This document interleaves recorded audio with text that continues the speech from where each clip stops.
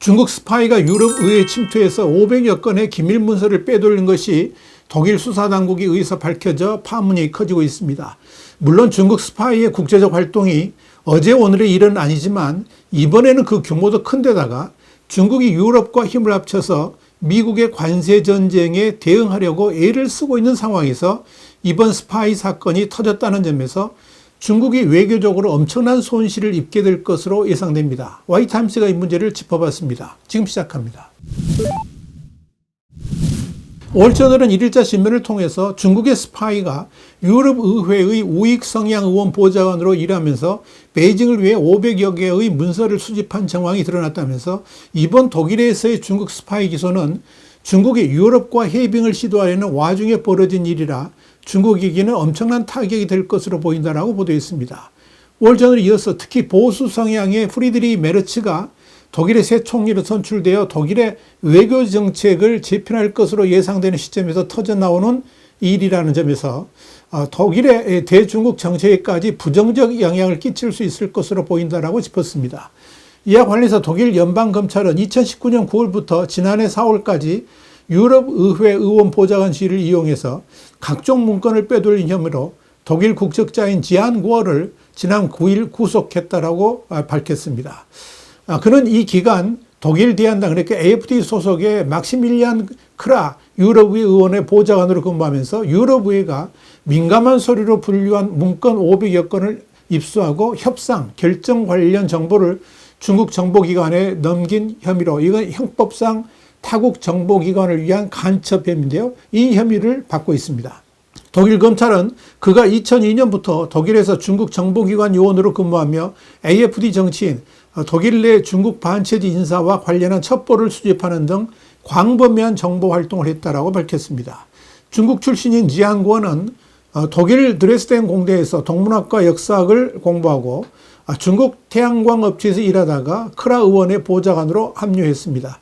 검찰은 독일 라이프치히 공항에서 물류업체 직원으로 일하며 지안고에게 군수업체 무기 수송과 화물 승객 정보를 넘긴 혐의로 중국 국적자 야치 X를 함께 기소했습니다. 독일 검찰은 유럽의회 선거를 한 달이 앞둔 지난해 4월 지안고를 체포하고 수사했습니다. 또 크라 의원이 중국 또는 러시아 측에서 뇌물을 받았는지 내사에 들어갔습니다. 크라 의원은 작년 6월 유럽의회 선거에 AfD 1순위 후보로 출마했지만 스파이 의혹에 대해 언론 인터뷰에서 나치 준 군사조직인 친위대를 두둔하는 발언을 했다가 여론의 문매를 맞았습니다. 그럼에도 크라 의원은 지난 2월 독일 청선에서 당선돼서 연방의회 의원으로 활동 중입니다.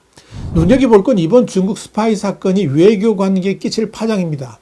당장 중국과 유럽연합 EU는 오는 7월 정상회담을 가지기로 했고 또 미국 도널드 트럼프 대통령의 강압적 외교에 맞서서 연대를 결성하기로 구상을 하고 있었습니다. 그런데 이 와중에 터져나온 중국 스파이 사건은 이런 중국의 구상을 완전히 무너뜨리게 될 것으로 보입니다.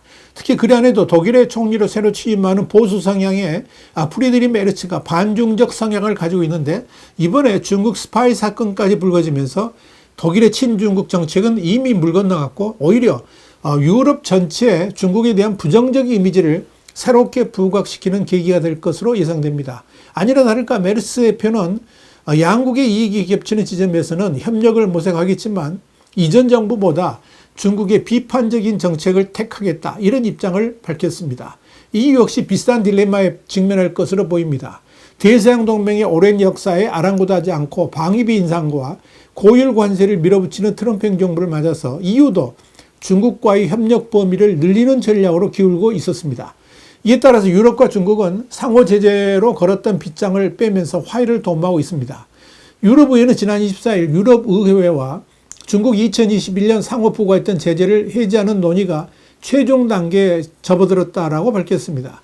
당시 EU가 중국 신장 지역의 소수민족 인권 침해를 문제 삼아서 중국 당국자들을 제재하자 중국이 맞불 제재로 응수한 바 있습니다.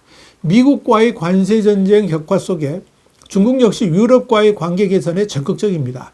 시진핑 중국 국가주석은 지난 11일 방중한 페드로 산체스 스페인 총리를 만나서 중국과 EU가 미국의 괴롭힘에 함께 맞서야 한다고 강조를 했습니다. 사실 이런 흐름은 미국의 대중 견제에 대한 유럽의 지원도 약화될 것으로 예상하고 있었습니다. 이에 대해서 월스트리트저널은 독일을 비롯한 유럽 국가들이 향후 중국을 약화시키려는 트럼프 행정부의 조치에 조 바이든 전임 행정부 때만큼 부응하지 않으려 할 것이다. 이렇게 전망한 바 있습니다. 그러나 이런 중국과 유럽 간의 대탕트 분위기가 이번 사건으로 일순간에 차갑게 식고 있다는 것입니다. 중요한 건 중국 스파이 논란이 일어나는 것이 어제 오늘의 일도 아니고 어느 특정 지역에서만 벌어지는 사건이 아니라는 겁니다. 지난해의 경우에도 벨기에, 네덜란드, 미국, 영국, 독일, 프랑스, 스위스, 호주, 필리핀 등 다양한 나라에서 중국의 스파이 관련 논란이 일었습니다. 필리핀에서는 중국 견제를 위한 군사적 교두보 지역에 중국 유학생 수천 명이 몰려들어서 주목을 끌었습니다.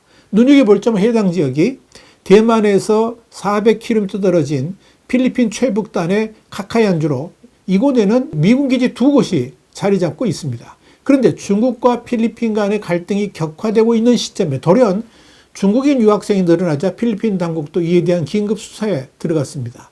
이렇게 미군 기지 등의 군사시설 인근에 중국 유학생들이 출몰하는 것은 한국도 마찬가지지만 프랑스와 스위스에서도 있었습니다.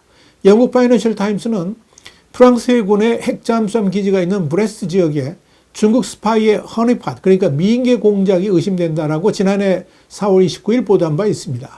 월저널은 또 지난해 4월 미국 최첨단 5세대 전투기 F-35를 도입하기로 한 스위스에서 벌어진 스파이 소동을 집중적으로 보도를 했습니다. 스위스 공군 비행장 근처에서 중국인 가족이 운영하던 호텔 레슬리가 중국 정보기관의 감시 초소로 의심된다며 스위스 연방경찰이 조사에 나선 것입니다. 그런데 서방 각국이 이렇게 중국 유학생들을 비롯한 중국인들에 대해 경계를 하는 것은 2017년 개정된 중국 국가정보법 7조에 따르면 모든 중국인은 국가의 첩보활동과 기밀 유지에 적극적으로 협조할 의무가 있기 때문입니다.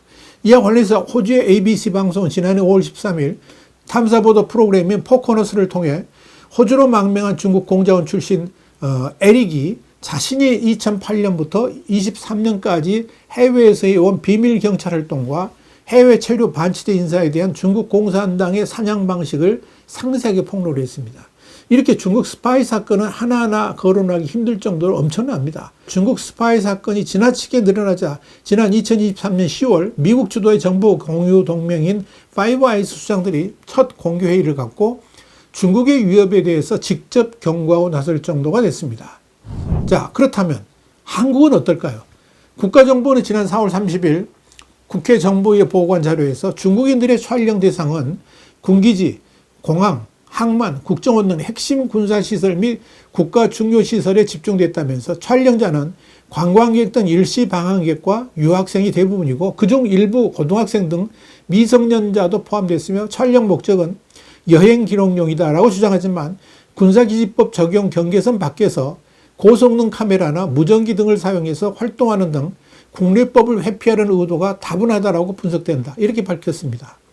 중국인들은 지난해 6월부터 부산 해군 작전사령부에 정박한 미 항공모함을 드론으로 촬영을 했고 지난달에는 아버지가 중국 공안으로 알려진 중국인 10대 등 2명이 경기 수원 공군기지와 오산 미 공군기지 전투기 이착륙 장면을 몰래 촬영하다가 경찰에 입건됐습니다. 문제는 이처럼 우리 군과 주한미군 정보를 빼가려는 명백한 간첩 혐의가 있어도 법령상 이들을 간첩죄로 처벌하지 못한다는 점입니다. 현행 간첩죄가 적국, 그러니까 북한만을 대상으로 하고 있기 때문입니다. 이런 간첩법의 허점으로 인해서 북한이 아닌 중국을 위해 스파이 활동을 해도 법적으로 처벌할 근거가 없습니다. 이는 남북이 대치되는 상황에서 우리의 안보를 지극히 위협하는 행위지만 법의 미비로 이를 처벌할 수 없다는 것 자체가 말도 안 되는 일이라고 아니할 수가 없을 겁니다. 그러다 보니 중국인들은 아무런 부담도 없이 스파이 행위를 계속하고 있는 것입니다. 더불어민주당과 국민의힘은 지난해 형법 98조의 간첩죄 적용 범위를 적국에서 외국 또는 이에 준하는 단체로 확대하는 법 개정을 추진했습니다. 하지만 형법 개정하는 법사위 전체 회의를 통과하지 못했습니다. 전체 회의 상정을 앞두고 민주당이 돌연 입장을 바꿨기 때문입니다. 아마도 이 법의 상정을 보고받은 지도부에서 반대 의사를 표명해서 그렇게 된 것으로 추정하고 있습니다. 국정원은 이날 국회 정보위원회 비공개 간담회에서 간첩법 개정을 통해 북한뿐 아니라 다른 국가들이 우리나라 산업 경제 혹은 군사 안보와 관련된 국가 기밀을 누출하거나 탐지, 획득하는 부분에 대해 간첩법 개정이 필요하다고 한 것으로 전해졌습니다. 미국, 일본, 중국 등에서는 적국뿐만 아니라 왜곡을 위한 간첩 행위도 처벌하는 법을 두고 있습니다.